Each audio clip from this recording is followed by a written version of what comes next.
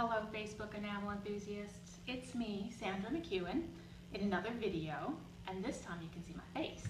Well, I thought that before we forged on ahead with actually putting the enamels into our pieces, I would do a very quick video about a very important process that is underrated and underloved as far as I'm concerned with enamels, washing your enamels.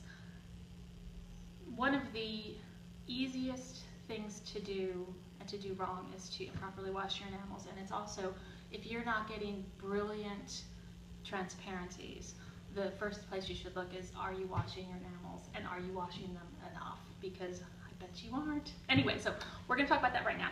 Now, why are we washing our enamels? I get my enamels pre-ground. You can see they come in a powder form, and so I've made you this wonderful infographic here.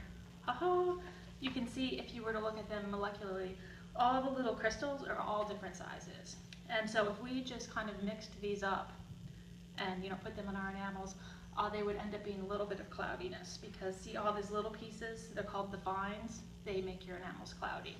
And so we remedy this by washing our enamels. And there's two things you can do. Well, there's one thing you can do before you wash your enamels to make the process easier, and that is pre-sifting your enamels when you get them from wherever you buy them. Before you do anything, you can pre-sift all your enamels and leave them, store them dry, no big deal. And they sell these little sifters, and the sifters come in like all different. This is the 200 sifter right here. I've marked it this so I remember which one it is. And these are just two little empty things. And to sift our enamels, before we do anything, we're going to put on one of these, because safety first, everybody. So, safety first. Anyway, so I was going to do a little washing. I had some, I've already lost it, so we'll just pick a different color. How about some of this dark rose that I've not sifted? And you can see before it's sifted, it's very powdery and loose, and all you have to do to sift your enamels is, and actually you should probably do this outside if you're sifting a ton of enamels. I've put some enamel in my sifter. I'm putting the thing on it, making it nice and snug, and just like, I should have some music. Sifting, sifting, sifting, sifting the stuff. And you do this for a while, to be honest, maybe like a minute. And my friend Lillian, she's made this motorized thing that sifts it for you, but she's very fancy, and I am not very fancy. So, but as you can see, even the small amount of sifting, you can see when we open it up, it's so painful too, because these enamels are so expensive and you realize how much you're throwing away. But you can see that we have a little bit left here, and we have some really fine powder left here. And I'm going to go ahead and kind of dump this out right there. And then we'll close this up and deal with this later. And you can see now it's like a little bit darker in color. I don't know if you can see that. But what we're going to do is, I have a little plastic cup that I've labeled with what that is. This is L96 Dark Rose, which is one of my favorite kind of dark pinks. It's beautiful. And we're just going to go ahead and put that right in there. And we'll deal with this later. All right, so basically, I've got my dry enamel right in here. I'm going to take this off because it's just too much. You would be continuing to wear that, but we have most of the stuff in water right now, and it's about to get into water, so we're fine. I don't have a sink in my studio, and the water in North Carolina tends to have a lot of elements in it that I don't necessarily want into my enamels, so I sift from start to finish with distilled water. If you don't want to be carrying gallons and gallons of distilled water around, start with regular tap water, but the last 2 or 3 washings, do distilled water. And so basically, I've got my enamel in here, and I'm just going to pour. Be generous. You don't need to turn it around or swish it around with anything, because pretty much the water is going to do that. And you can see I have all these, and you can see also how cloudy the water. This has been sitting here since I started. This is the first batch of water, and see how cloudy it is? This is the cloudiness you want to get rid of. And so I've got, I don't know, about a dozen, 13 colors right here.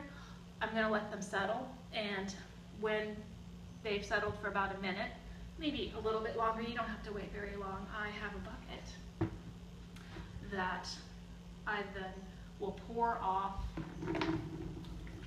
the enamels. And you know, the little pieces, it's going to go down, and you're just going to kind of go all the way through. And how I get rid of these, you know, when the bucket's full, I actually have 2 buckets. I let it sit and so all the sediment falls to the bottom, and then I pour it off onto another bucket and kind of scoop out the bits. So I know this seems like a process that is, it's tedious, but planning is part of the whole process of enameling, because even if you don't enjoy it, it's very important, and it takes a little bit more time than you think. So you should do that. And I'm not going to do all of these right now, but you kind of get the sense that, we'll set this down there.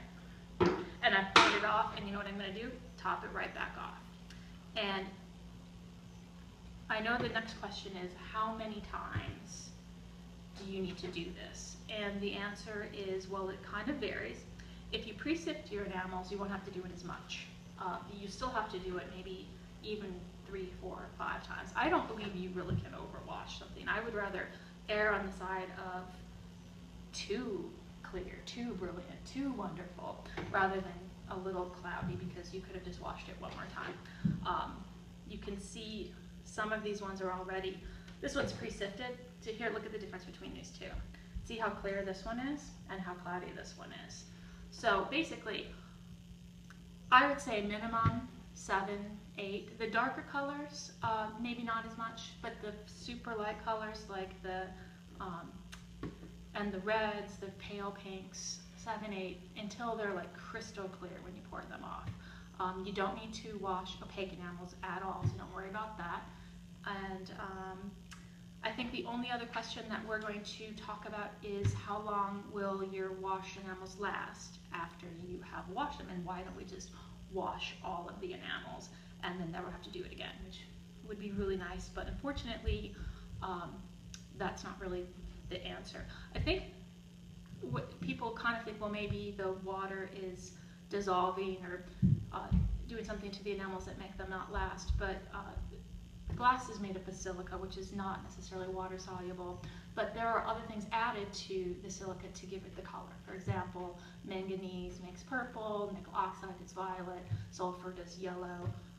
All different kinds of minerals are added to make these colors, and most of them are probably not all that water soluble either, but some of them might be a little bit more water soluble. I think what the problem is, when you store them, all those little grains, even if you started out all the same size, they're still going to be kind of rubbing up against each other and making more fines. And so it's probably more of that issue than, you know, them dissolving or having a problem with the water itself. So I tend to just wash a little bit, see, about like this, little half teaspoon at a time for the projects. And, you know, I don't really use them past longer than about a month, but that's kind of something that you can decide as you do.